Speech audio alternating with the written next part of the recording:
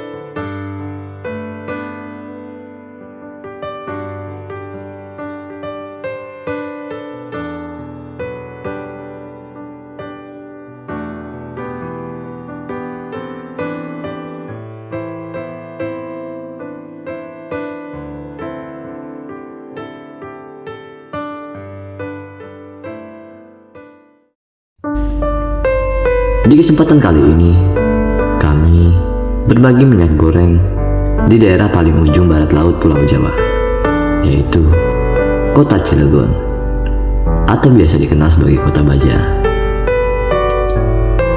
Perjalanan kami dari rumah sampai ke Kota Cilegon memakan waktu kurang lebih 5 jam dalam keadaan normal.